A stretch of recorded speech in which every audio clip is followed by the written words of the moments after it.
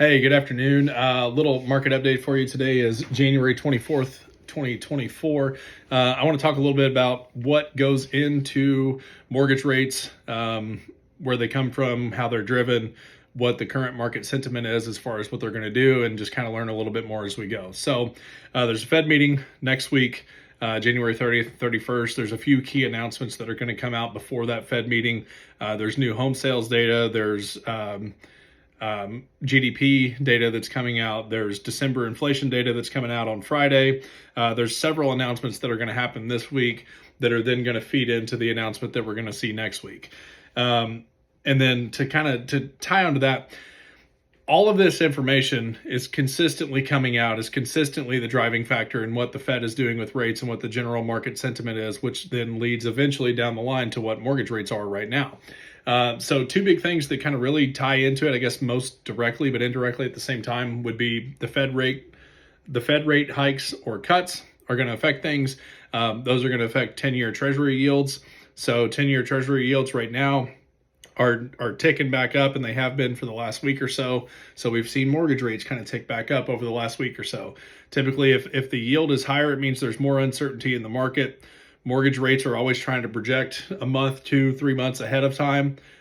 So they really pay attention to the 10-year Treasury yield because it's more of a speculative type basis that feeds from the Fed rate. So then mortgage rates feed from that. So everything is projecting into the future. That's why we see a lot of movement. Every day we see a lot of movement in rates. So I don't think anyone actually knows what rates are going to do. I don't know. I'm always pretty careful in how I answer that question that comes up inevitably every day for the last 2 years. I think the sooner we stop talking about what the rate is and more about how it's going to affect your life, your wealth, your potential to build, your equity in your home, your future finances are a lot more important than what the rate is right now. Rates can be changed. That home value is also going to change, but if you wait to buy it, it's going to be more. In the last 10 years, there have been 4 months year over year where a home value was less than it was the prior year. 4 months out of 120 months. So that tells me it's a pretty good indication that prices are going to continue to go up. If you're waiting on the rate, what happened in 2020 and 2021? Everybody's waiting on the rate. Oh man, I got to get that lowest possible rate or whatever. And then you end up 30,000 over asking. You're getting in bidding wars. Takes 6 months to buy a house, so on and so forth. Don't wait on it. So the best thing I can tell you to tell people on that, because it's going to be an affordability issue in the future. As far as what rates are doing right now, what the general sentiment is, we'll break that down a little bit. But first, just to show kind of credence to the uncertainty of it, if we look back just a year ago, January of last year, the Fed's not going to cut rates till 2025. And these are just general market consensus type opinions.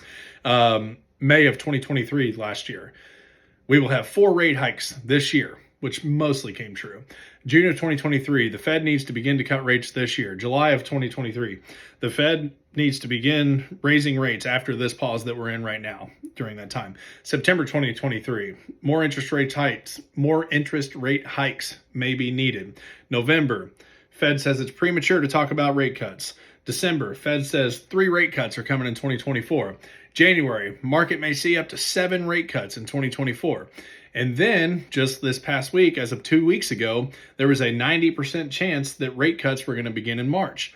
Now, those same projections are lowered to a 42% chance that rate hikes are going to happen, or rate cuts are going to happen this March, because of that 10-year Treasury yield and because of speculative data of the information that's coming out this week and the information that's coming out next week and the actual Fed meeting that is going to move our rates. So mortgage rates are always projections of projections. They're taking the Fed rate that's feeding into the 10-year yield that's feeding into mortgage rates.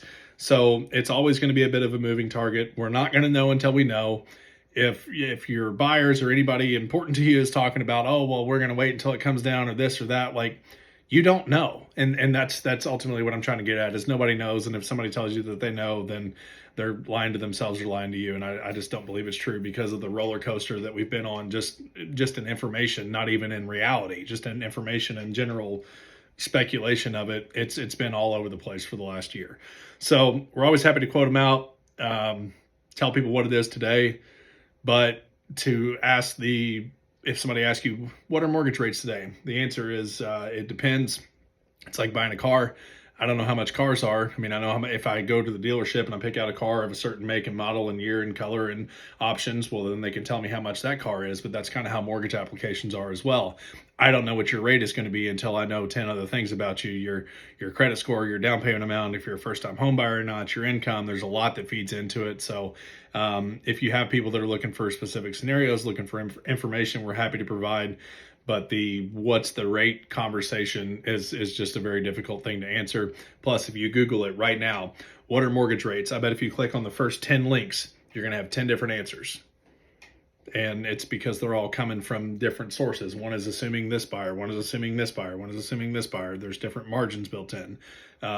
So just don't be afraid to have those people reach out to us. It's way better to plan ahead and talk to us now. Raise your credit score now, get ahead of it, and then you'll be set up for in the future. If you're not quite ready to buy right now, we can help you right now. And you might not buy a house for a year, but that's fine. You're going to be better for it by talking to somebody right now.